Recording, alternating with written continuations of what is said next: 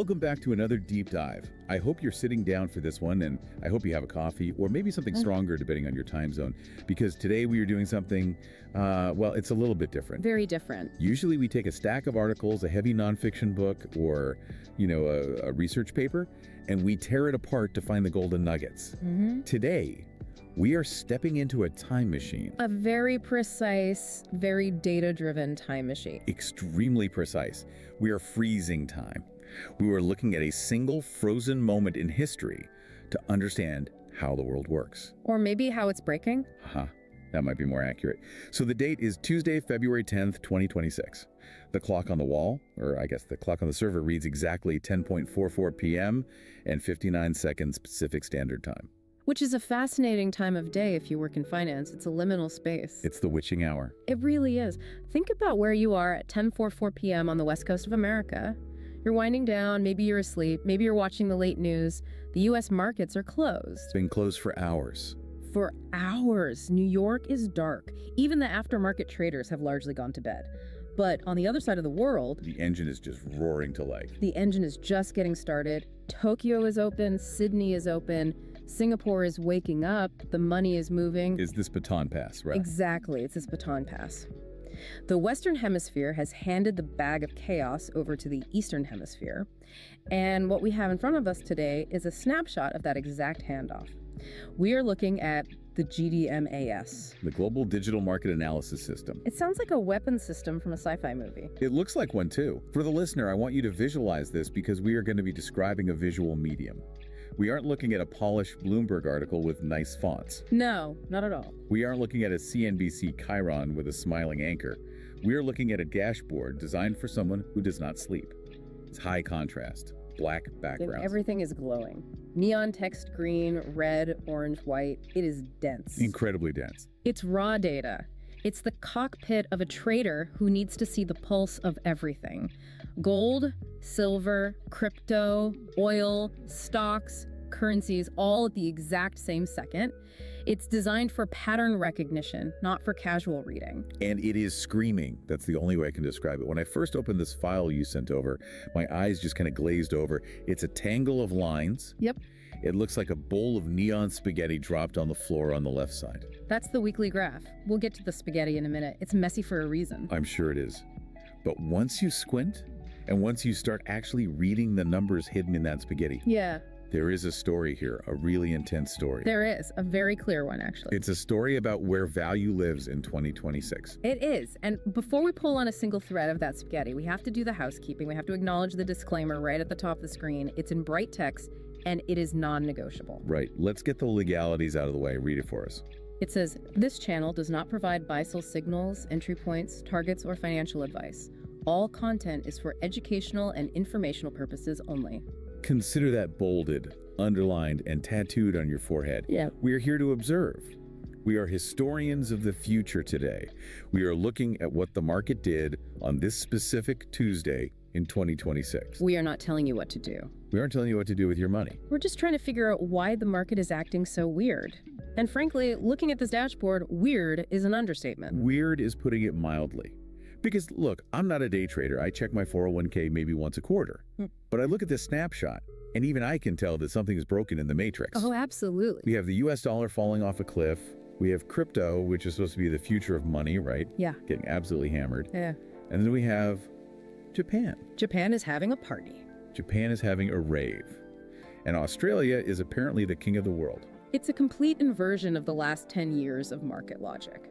If you were trading in, say, 2020 or 2024, this dashboard would make you think the data feed was broken. You'd call your broker and say, hey, something's wrong with the terminal. Exactly, but it's not broken. It's just shifted. The entire landscape has shifted. So let's unpack this shift. I want to start with the visuals. I want to start with that weekly graph on the left side of the dashboard, because this is the first thing that hits your eye.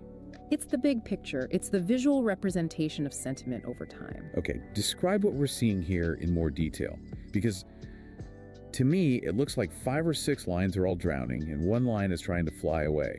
That's a pretty accurate description. You have this cluster of lines, red, orange, white, blue, yellow, they represent the alternatives and the currencies. So what are we talking about here? Gold, silver? You've got gold, silver, the dollar, various cryptocurrencies. And if you look at their trajectory over the week leading up to this Tuesday, Feb 10, Right. they are messy. They're chopping around below the baseline, that 0.00% line. They look heavy. When you say heavy, what does that mean in trader speak? It means every time they try to rally, every time they try to go up, someone sells into it. There's pressure from above. They can't sustain altitude. So they're underwater. They're underwater, struggling for air. That's the noise of the market. That's the confusion. Traders don't know what to do with the dollar. They don't know what to do with crypto. It's just churn. It's indecision. Yeah. But then there's the green line. The green line. It's labeled stock. And it's just leaving. It's detached. It's floating up towards the top of the chart, hovering around plus 0.40% or 0.50% relative to the baseline. And look at the quality of the line. It's smooth compared to the others. It's not jagged. It's just gliding. That smoothness tells you something. It tells you the buying is consistent. It's not panicked, jagged buying and selling. It's a steady accumulation. This is what we call divergence. And in the trading world, divergence is where the money is made, but it's also where the confusion comes from. Break that down. Why is stock separating from the pack? What's the traditional logic here? Well, think about the traditional correlations. Usually in a... It feels contradictory, though. If I'm scared enough to sell my dollars, why am I brave enough to buy stocks? That's a trillion-dollar question. And to answer it, we have to look at inflation logic versus growth logic. Okay. If you think the currency is going to lose value, if you think the dollar is getting weaker, you don't want to hold cash. But maybe you don't trust crypto anymore. The narrative is broken. So where do you go? To something real. You buy a company that makes real things. Because if a loaf of bread costs $10 next year instead of $5, the company selling the bread makes more money. Their revenues double in nominal terms. So stocks become an inflation hedge. In this specific visual, that seems to be the narrative. Get me out of cash, get me into assets that produce. Let's look at the wallflowers before we get to the winners. Look at that tangle below the zero mark. The orange line XAU, gold and the white line XAG, silver, they are jagged. Up, down, up, down. That's volatility. That jaggedness tells you there is a fight happening. Bulls versus bears. Someone buys the dip, then someone else sells the rally immediately. That's a tug of war. It's nervous energy. It's not a confident march higher like the stock line. It's a nervous shuffle. It's uncertainty personified in a line. And dragging the absolute bottom. Mm-hmm. We have the crypto lines. They aren't just nervous. They look depressed. They are trending down. And that is the visual takeaway of this first section. You have a narrative where ownership, owning a piece of a company, is winning. And exchange is losing. But exchange, the dollar, crypto, the stuff you use to buy things, is losing. A separation of value from currency. That is a brilliant way to put it. I try. But seriously, that's terrifying if you hold cash. It is. It implies that the market trusts the things that make stuff more than the stuff we use to pay for stuff. It implies a crisis of confidence in the medium of exchange itself. Hold that thought. Things that make stuff. Because that brings us perfectly to the top right of the dashboard. The weakness and strength bar chart. The daily scoreboard. This breaks down the stock market by geography. And we have a clear winner. It's not even close. It is dominating the board. I'm looking at the bar for JP 225. That's the Nikkei, right? Japan.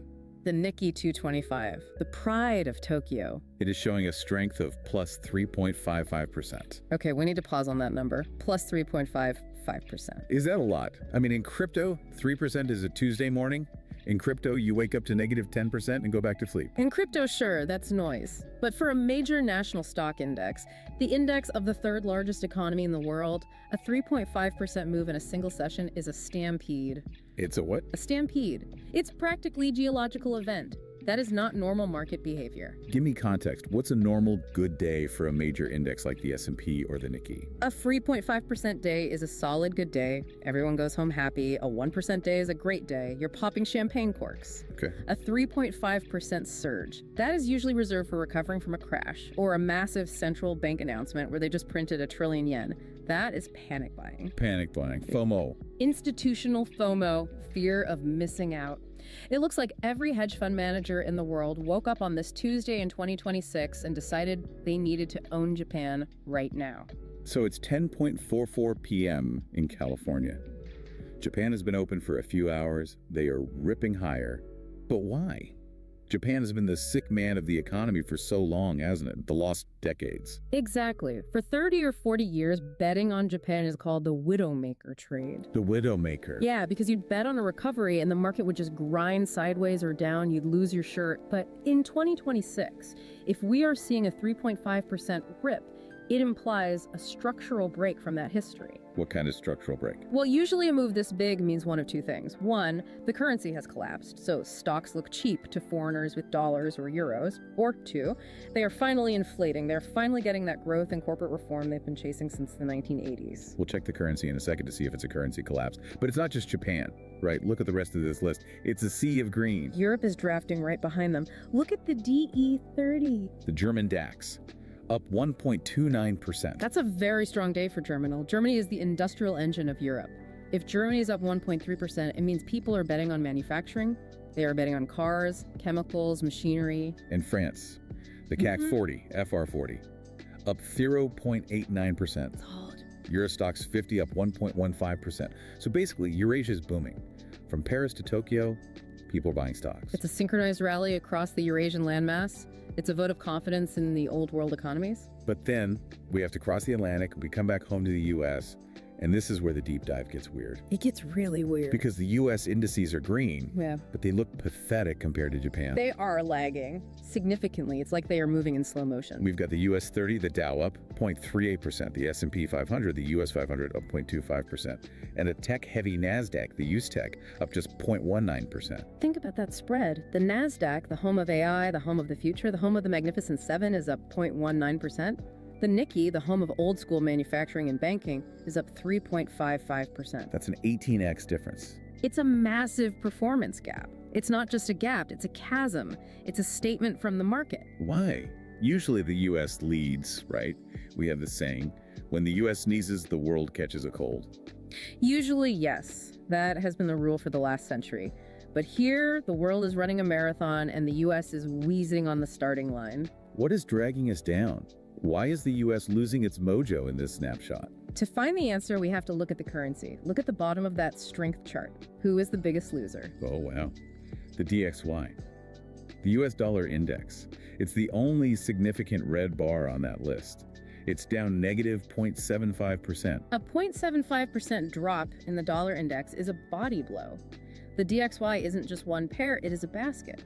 It measures the dollar against the euro, the yen, the pound. Feels the dollar versus the world. Yes, and for it to drop nearly 1% in a day suggests a broad-based rejection of the dollar. It's not one country selling, it's everyone. So the dollar is getting sold. How does that hurt the stock market? I thought a weak dollar was good for stocks. That's the classic textbook theory. Right, because if the dollar is cheap, U.S. exports are cheaper. Ford sells more trucks to Europe. Boeing sells more planes. Exactly. That's the competitive devaluation theory. But there's a tipping point. There is a point where a weak currency stops being a tailwind for exports and starts being a headwind for capital. When does it become bad? It becomes bad when the currency weakness isn't about competitive advantage, but about loss of confidence.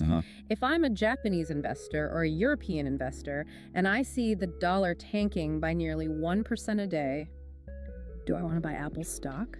No, because even if Apple stock goes up 1%, if the dollar I bought it with goes down 1%, I've made zero money. Exactly. In fact, you might lose money. So capital stays home.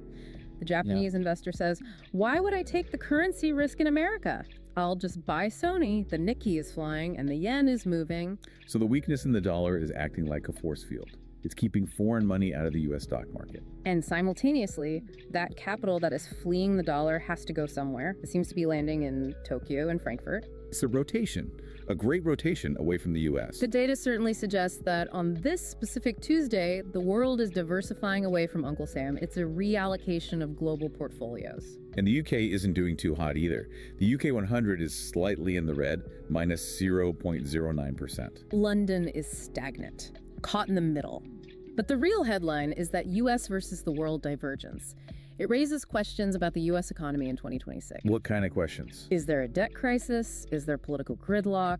We don't see the news headlines here, but the price action suggests investors are nervous about holding U.S. assets. Okay, so we've established what? Stocks up, specifically non-U.S. stocks, dollar down.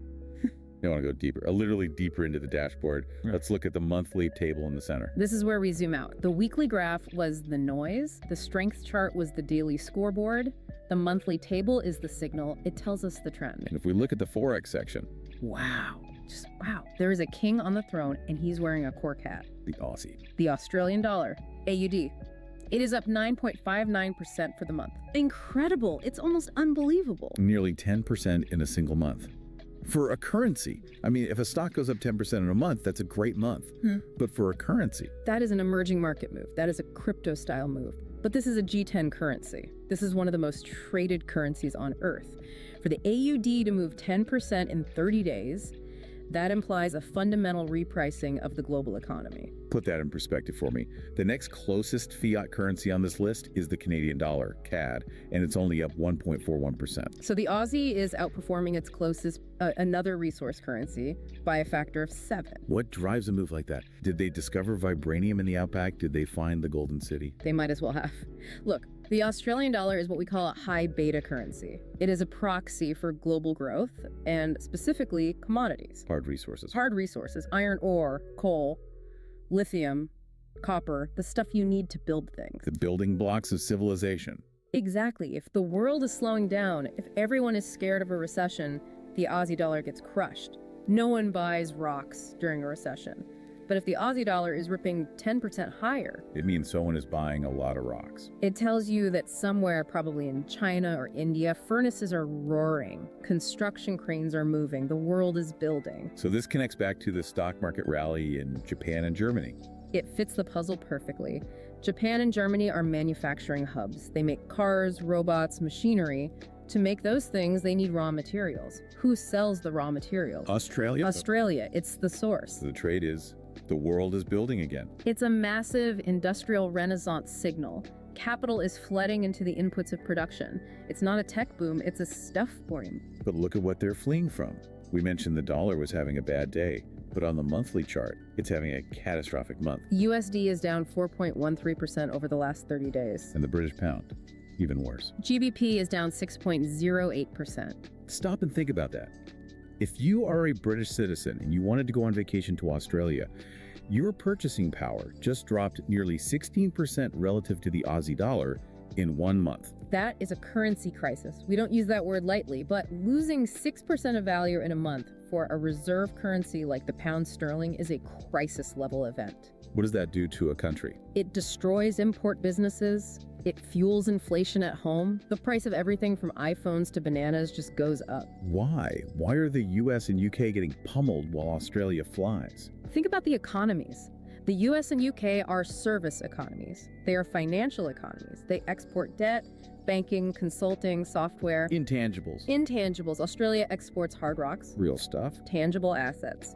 In a world where perhaps inflation is scary or geopolitical tension is high, investors prefer the guy with the mine over the guy with the bank. It's a rejection of the paper economy in favor of the hard economy. That seems to be the theme of February 2026. If I can't touch it, I don't want it. Which brings us to the ultimate hard asset, gold. We have to talk about the metals, because this is another weird divergence. Gold XAU is up 5.66% on the month. That makes sense. Dollar down 4%, gold up 5.6%. That's just math. That's the seesaw. Correct. It's the hedge. If you don't trust the paper money, you buy the yellow metal. It's been true for 5,000 years. It's the ultimate risk-off asset.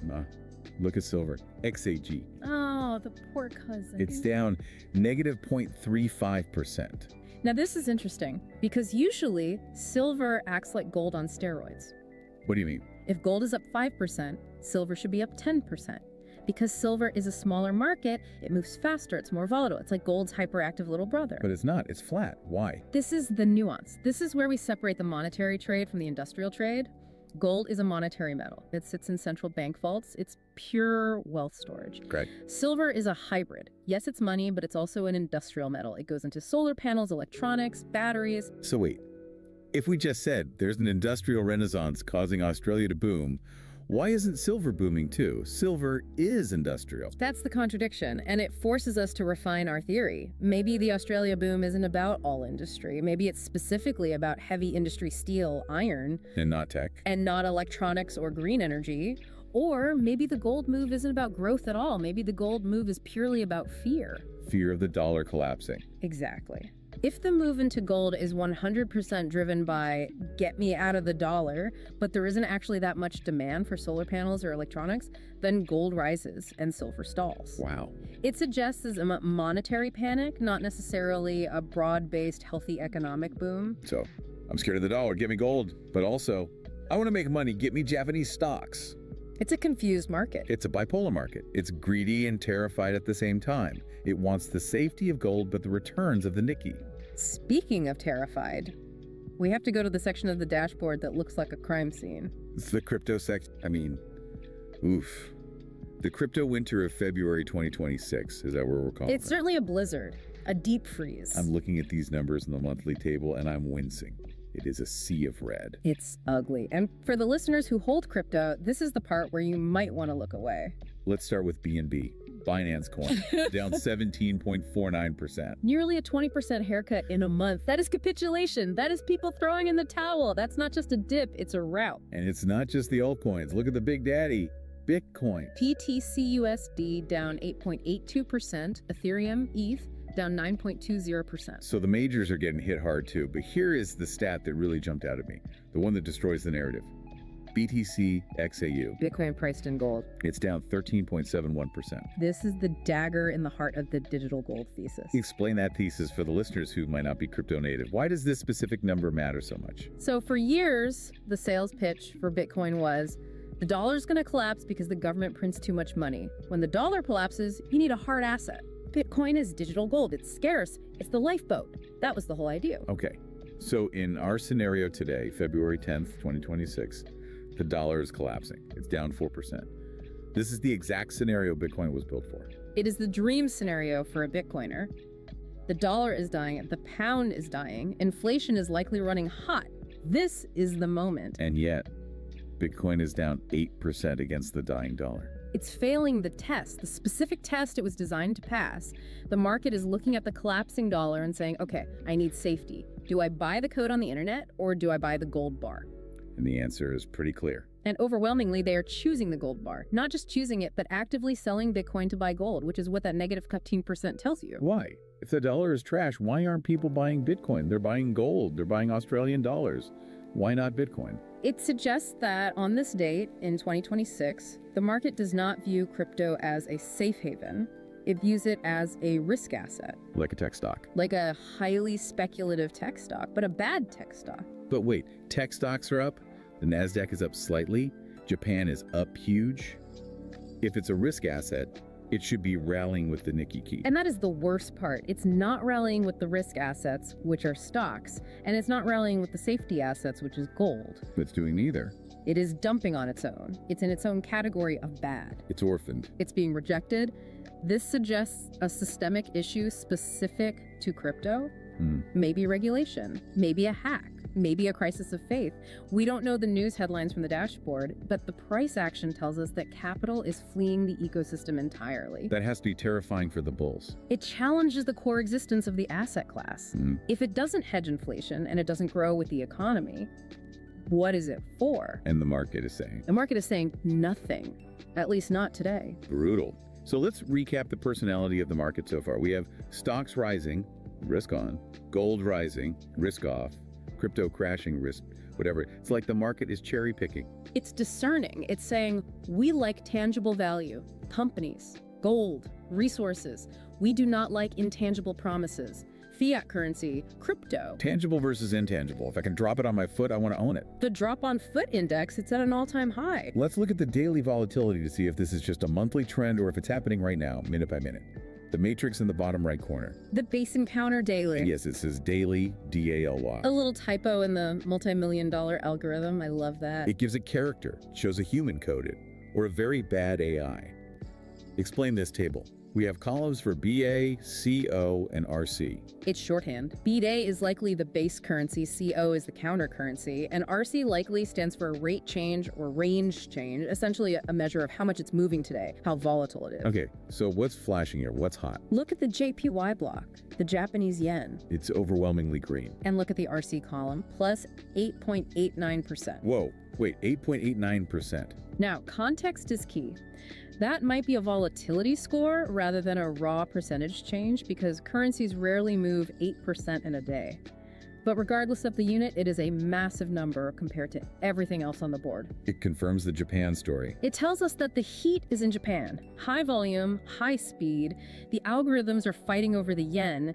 This isn't a passive move, it's a violent repricing. Now look at the crypto section in this daily matrix. BTCUSD.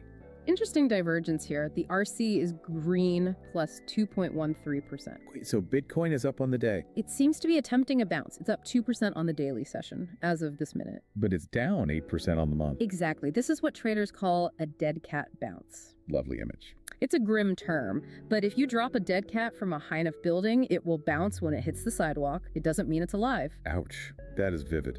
Bitcoin falling 8% and then bouncing 2% isn't a recovery. It's volatility. It's traders trying to catch a falling knife. It's short sellers taking profit. It doesn't change the monthly trend. And look at BNB again. Even in the daily view, the numbers in the bottom corner are red, negative 0.84%. So while Bitcoin tries to bounce, BNB is still sinking. That implies the rot is deep in the altcoin market. Even a dead cat bounce in Bitcoin can't lift the rest of the ship. What about oil? We haven't talked much about energy. Usually, if Australia is booming, oil should be booming too, right? Oil is the quiet middle child here. Look at the monthly table again. WTI West Texas Intermediate is up 1.37%. Brent, BRN, is down 1.47%. So one is up, one is down. They're basically flat. It's holding steady, it's balanced. And in the daily matrix, WTI shows green numbers, plus 0.58%. So oil isn't crashing like the dollar, but it's not exploding like the Aussie dollar. It's just stability. The global economy isn't overheating. If it were, oil would be at $150 a barrel. But it's not collapsing. If it were, oil would be at $40. It's just It's chugging along. Yeah. It supports that industrial growth narrative without screaming inflation crisis, It's the Goldilocks zone for energy. which is good for stocks. If oil spiked too high, it would kill the Japanese rally because Japan imports all its energy. So stable oil plus rising stocks is the perfect scenario for them. Okay, let's try to synthesize all of this. We've looked at the spaghetti lines, the bar charts, the monthly tables, and the daily matrix. We have a lot of puzzle pieces. Let's put them together. Let's build the profile. What is the market personality on February 10th, 2026? It's a personality defined by the risk paradox. The risk paradox. I like that. Explain. Usually the market is binary. We have risk-on days where you sell safety and buy speculation.